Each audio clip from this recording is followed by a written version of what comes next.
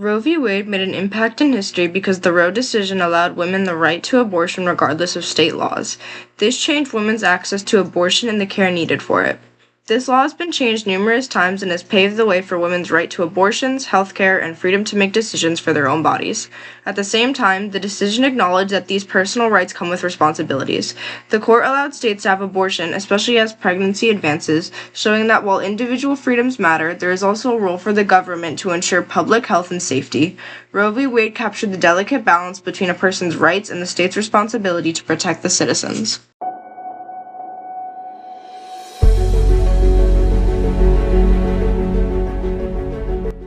The story begins in 1970 when a young woman named Jane Roe, used as a pseudonym for Norma McCorvey, filed a constitutional challenge against the Texas law prohibiting most abortions.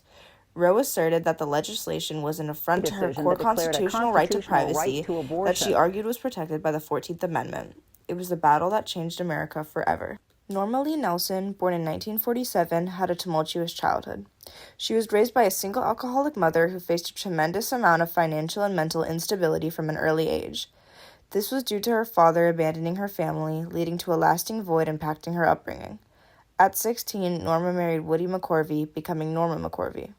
Together, they had a daughter who ended up being adopted by Norma's mother with alleged trickery. She later divorced Woody due to physical abuse. In 1967, McCorvey continued to have another daughter whom she put up for adoption. 2 years after, she got pregnant again, but tried to get an abortion. This, however, was strictly prevented by Texas state law. Norma hoped that she would get permission to receive an abortion quickly, but she was not successful. The two attorneys of Norma were Linda Coffey and Sarah Weddington. Linda, who was born on December 25, 1925, in Dallas, Texas, and was a pro-choice activist. She studied at the University of Texas and Rice University. Sarah, who was born on February 5, 1945, in Abilene, Texas. She studied at the University of Texas in Austin. Sarah and Linda both changed the case to a class action suit. Norma McCorvey named herself as the plaintiff. In 1970, the case began. Roe, unable to get a legal abortion in Texas, went on to sue Henry Wade, the district attorney of Dallas County, Texas, who enforced state abortion laws.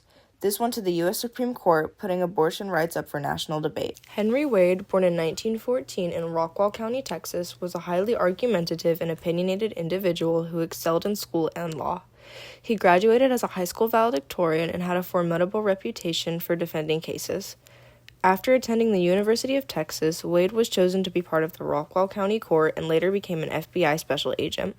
He served in the Navy and fought in World War II before returning to Texas and starting his career as an attorney. He served as assistant district attorney for 3 years and later ran for district attorney.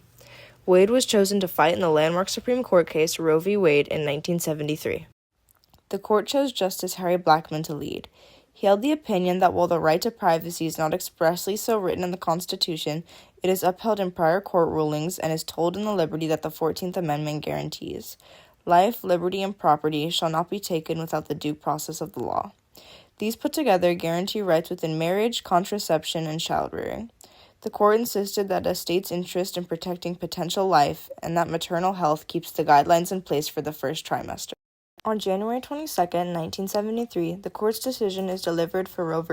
Wade. A 7-2 court ruling laid away Texas's abortion laws, supporting the notion that your right to choose an abortion is the right to privacy that is protected by a constitutional freedom in the 14th Amendment. However, the government retained the right to interfere if the abortion posed health risks to the mother. The Hyde Amendment, introduced by U.S. Representative Henry Hyde in 1976, prohibits the use of federal funds for abortion services, particularly those allocated for Medicaid. This restriction affects a significant portion of the U.S. population, particularly low-income women who rely on Medicaid for healthcare coverage. However, the amendment allows federal funds for abortion services in cases of rape, incest, or pregnancy threats. The amendment has been a point of controversy, with proponents arguing it prevents taxpayer dollars from being used for abortion procedures, while opponents argue it disproportionately affects low-income women, particularly women of color, by limiting their access to safe abortions. In 1984, the Global Gag Rule, also known as the Mexico Policy, was passed by President Ronald Reagan and brought the policy to Mexico City. It prevents foreign institutions that obtain U.S. health aid from presenting information on and referrals for abortions, unless they're in cases of rape, incest, or to save a woman's life in danger. Ever since Reagan, every president who supports abortion access has repealed the Global Gag Rule. In 1986, the state of Missouri passed House Bill 1596. This bill was intended to prevent any public facilities, funds, or foreign organizations from aiding abortions. It also limited how much physicians could interfere with abortions and the health care which comes along with them. The bill was supposed to go into effect on August 13, 1986, but a group of healthcare workers who repealed the bill stood up against it. The first federal hearing of the case considered 3 sections of the law unconstitutional. The first section dealt with the laws and rights of an unborn fetus. Missouri law claims that life starts at conception, meaning a fetus is a living being. Given this interpretation, a fetus would uphold the same rights as those born. This meant that their rights were protected and were not to be interfered with. The second section said that if a woman was over 20 weeks pregnant and the fetus was viable to function outside of the womb, it was illegal to perform an abortion. The last section that was challenged described the permissions which public organizations had about abortion healthcare. It said that these organizations were banned from aiding with abortions that were not for the purpose of saving the woman's life. In 1988 and 1989, Pennsylvania legislatures took on new abortion limitations, which included parental consent requirement, spousal notification, a waiting period, and an informed consent process. The law was challenged by the Planned Parenthood of southeastern Pennsylvania.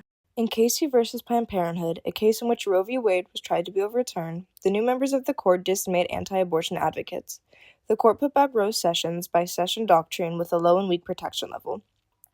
They endorsed elements of the Pennsylvania law that didn't excessively charge the right to abortion, and justices declined to overrule Roe.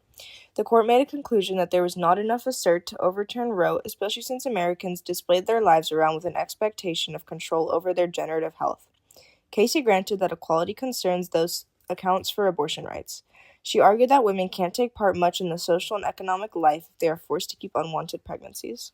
Fast forward to 2003, the debate over abortion rights continues to evolve. The states began to pass more restrictive laws, chipping away at the principles in Roe v. Wade. In 2016, the landmark case, Whole Woman's Health v. Hellerstedt, reaffirmed the importance of access to safe and legal abortions. It struck down restrictive Texas laws that imposed unnecessary burdens on clinics and patients. The court's decision underscored the idea that regulations cannot place a burden on a woman's constitutional right to choose. Today, as we see the changing legal landscape, the question stays: what is the future of abortion rights in America? Will the country return to a time when abortion was criminalized, or will we see a comeback in the fight for women's autonomy over their bodies? The battle for reproductive rights continues, shaping not only the future of the Supreme Court, but also the lives of millions of women across the United States.